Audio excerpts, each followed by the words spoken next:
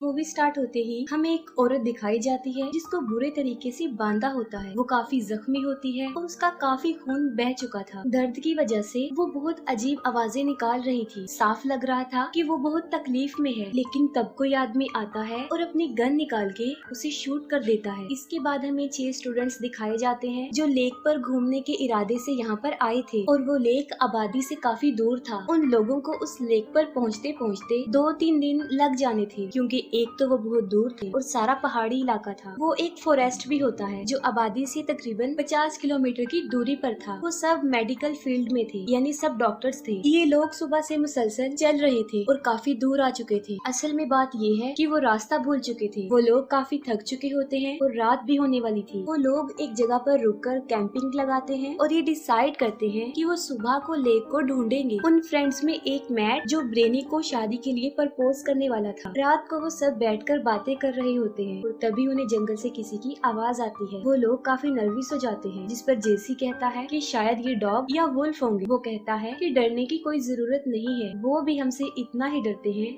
जितना कि हम उनसे। इस बात को इग्नोर करके सब अपने अपने टेंट्स में चले जाते हैं। लेकिन थोड़ी देर गुजरने के बाद मैट टॉयलेट पर्पस के लिए बाहर आता है, जबकि दूसरी साइड पर उसकी बेस्ट फ्रेंड ब्रेनी उसका वेट कर रही थी। मैट को किसी की अजीबोगरीब आवाज आती है और एक चीज भी उसे नजर आती है जो इंसान जैसी ही लग रही थी, लेकिन वो चल जानवर की तरह रही थी। मैट उसे देखकर काफी शॉक्ड हो जाता है कि आखिर ये क्या है, और तभी अचानक वो मैट पर अटैक कर देती है और उसके पेट को बुरे तरीके से फाड़ देती है। बड़े ही ब्रूटली तरीके से इंटेस्टाइन्स बाहर निकाल देती है। कुछ देर बाद वहीं पर उसकी मौत हो जाती है। टेंट में उसकी फ्रेंड ब्रेनी जो काफी देर से उसका वेट कर रही थी और वो वापस नहीं आया था, तो उसे उसकी फिक्र थी और वो खुद लाइट लेकर बाहर उसे ढूंढने जाती है। वो उसे आवाजें देकर बुला रही थी, लेकिन वो भी उस चीज को देख लेती है जो बड़े बुरे तरीके से मैट को चीर फाड़ कर रही थी। जो कुछ वो देख रही थी उसे उस पर बिलीव नहीं हो रहा था और लाइट उसके हाथ से छूटकर गिर जाती है। वो रोते हुए वापस आती है, लेकिन वो मॉन्स्टर उस पर भी अटैक कर देती है और उसकी ये चीखें सुनकर उनके सारे फ्रेंड्स अपने अपने टेंट से बाहर आ जाते हैं। वो सब फ्रेंड्स उन दोनों की तलाश में निकल जाते हैं। वो देखते हैं कि ब्रेनी तो बेहोश और जख्मी पड़ी हुई है, लेकिन जब वो मैट को देखते हैं तो काफी हैरान और परेशान हो जाते हैं कि आखिर ये किसने किया, कि क्या हुआ। अब जाहिर है उन्हें अपने अंजाम से भी डर लग रहा था। जब सुबह होती है तो उन्हें एक आदमी टेलबोट मिलता है। वो आदमी उन्हें कहता है कि यहाँ इसी एरिया में मेरा एक कैबिन है, वहाँ पर कुछ मेडिसिन और सप्लाईज भी हैं। वो कहता है कि तुम्हारे फ्रेंड्स की हालत काफी खराब है, तो तुम ऐसे तो इसे यहाँ से आबादी में नहीं ले जा सकते, तो तुम इसे मेरे कैबिन में ले आओ। अब उनके पास और कोई रास्ता भी नहीं था, तो वो एक स्ट्रेचर बनाते हैं और ब्रेनी को लेकर कैबिन में जाते हैं। अब वो सब डिसाइड करते हैं कि जेसी और जूल्स वापस मदद लाने जाएंगे, जबकि बाकी लोग यहीं पर ब्रेनी के साथ रुकेंगे। उन फ्रेंड में एक लड़की बाद में टेलबर्ट को मैट की डेड बॉडी दिखाने ले जाती है, लेकिन अजीब बात तो ये है कि वहाँ पर उसकी डेड बॉडी थी ही नहीं, सिर्फ थोड़ा सा ब्लड गिरा हुआ था। वो सोचते हैं कि ये कोई जानवर का काम नहीं हो सकता, क्योंकि अगर ये किसी जानवर ने किया होता तो एटलीस्ट वहाँ हड्डियाँ तो होती या फिर घसीटने के निशान, लेकिन ऐसा कुछ नहीं था। दूसरी तरफ जेसी और जूल्स जो तेजी से अपने रास्ते से जा रहे थे ताकि रात होने से पहले ही वो पहाड़ों से निकल जाएं, लेकिन रास्ते में किसी बात को लेकर उन दोनों के दरमियान बहस हो जाती है। गुस्से में जूल्स जेसी को पुश करती है और साथ ही जेसी वहाँ के ट्रैप पर पाँव रख देता है और वो ट्रैप अचानक से बंद भी हो जाता है। उसका पाँव भी काफी इंजर्ड हो चुका था और वो दर्द से चिल्ला रहा था। वो जूल्स को उसे निकालने के लिए कहता है। जूल्स उसे छुड़ाने की मदद तो करती है, लेकिन वो ट्रैप बहुत मजबूती से लगा हुआ था और जूल्स उसे नहीं निकाल पाती। दर्द के आलम में जेसी उससे कहता है कि वो जाए और मेरे लिए मदद लेकर आए। वो लोग काफी दूर आ चुके थे और कैबिन वापस जाने में उन्हें काफी टाइम भी लग जाना,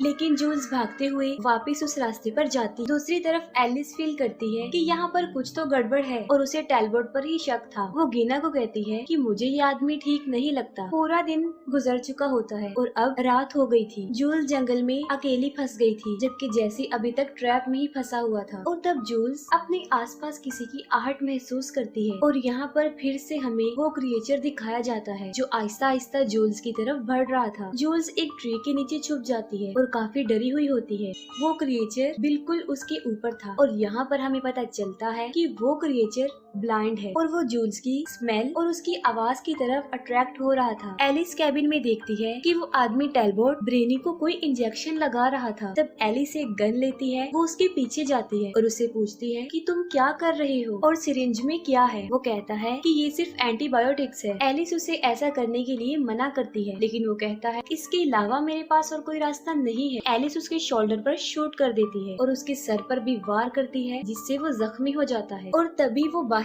अजीब सी आवाजें सुनती है और बाहर खुद चेक करने के लिए जाती है, लेकिन जो वो देखती है उस पर वो काफी हैरान हो जाती है कि कुछ दूरी पर एक क्रिएचर है जो लग तो बिल्कुल इंसान की तरह रहा है, लेकिन उसकी मूवमेंट से ऐसा नहीं लग रहा। दूसरी तरफ गेना ने टैलबर्ट पर बंदूक तानी हुई थी ताकि वो कोई ऐसी वैसी हरकत ना कर सके। वो आदमी गेना को बताता है कि तुम नहीं जानती कि हम सब यहाँ पर कितने बड़े खतरे में हैं। वो कहता है कि तुम्हें अभी अपनी जख्मी फ्रेंड को शूट करना होगा, वरना हम में से कोई भी नहीं बचेगा। ये बातें सुनकर गेना डर जाती है, लेकिन वो गुस्से में आकर उसे कहती है कि वो चुप रहे। वो फायर भी करती है और तभी टैलबर्ट कैबिन से भाग जाता है। अब कैबिन में सिर्फ जख्मी ब्रेनी, एलिस और गेना रह गए थे, जिन्हें कुछ भी समझ नहीं आ रहा था कि उन्हें क्या करना चाहिए। और फिर एलिस को उस कैबिन में बेसमेंट का एक दरवाजा मिलता है और जब वो दोनों वहाँ जाती हैं, तो उसे देखकर वो और ज्यादा हैरान हो जाती हैं, क्योंकि वहाँ पर अजीब से केमिकल्स और मेडिकल सप्लाईज थी। एक बेड और हैंड कप्स भी थे। ऐसे लग रहा था जैसे वहाँ पर किसी को कैद किया हुआ था। वो दोनों समझती है कि ये जो भी है एक सीरियल किलर है जो अपने विक्टिम को यहाँ लाकर तड़पा कर मारता है। थोड़ी देर बाद जूल्स भी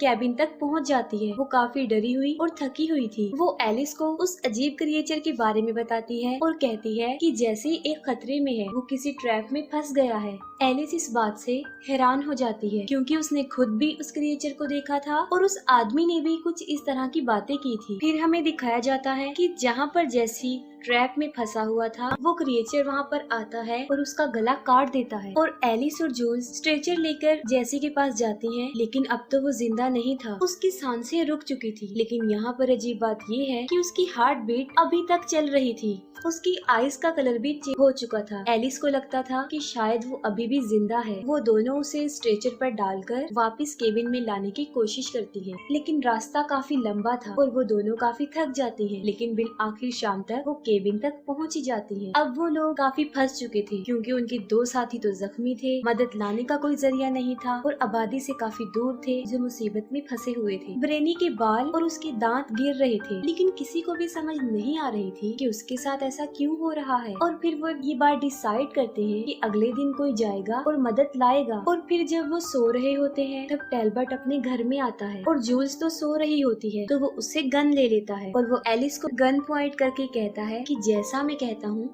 वैसा ही करो, शर्त ये है अगर जिंदा रहना है। लेकिन जूल्स पीछे से एक नाइफ से उस पर अटैक कर देती। जब वो होश में आता है, तब एलिस उससे पूछती है कि सच सच बताओ, तुम हमारे साथ क्या करने वाली थी और अब से पहले हमारे साथ कितने लोगों के साथ क्या क्या किया। वो कहती है कि हमने तुम्हारा बेसमेंट देख लिया है। और तभी जेसीबी उड़ जाता है। तब गेना देखती है कि वो एक अजीब से मॉन्स्टर में चेंज हो गया है, जो काफी डरावना था। वो क्रिएचर गेना पर अटैक करता है और फिर वहाँ से भाग जाता है और आखिरकार टैलबर्ट उन्हें सारी बात खुल के बता देता है कि यहाँ पर हो क्या रहा है। वो बताता है कि एक दिन वो अपनी फैमिली के साथ इस जंगल में आया था। वो बताता है कि मेरा बेटा जंगल में गया था और जब वो वापिस आया तो वो काफी जख्मी था। उसके बाद वो बीमार हो गया और उन्होंने उसका काफी ख्याल रखा, लेकिन रात में वो बदल गया और उसने अपनी वाइफ, अपनी बेटी और अपनी माँ तक को मार डाला। ये ऐसा इसलिए होता है क्योंकि फेरल नाम का एक वायरस है और जिसके अंदर भी ये वायरस जाता है उसके नर्वस सिस्टम को कंट्रोल कर लेता है। पहले तो ये वायरस इंसान को मार डालता है और बाद में उसकी बॉडी को अपने पर्पस के लिए यूज करता है। लेकिन ये वायरस धूप में काम नहीं कर सकता था और लाइट में इंसान को ऐसा ही फील होता है जैसे वो इंसान मर गया हो। और रात के वक्त ये वायरस ठीक अपने अरूज पर पहुंच जाता है। टैलबर्ट बताता है कि वो भी एक डॉक्टर था।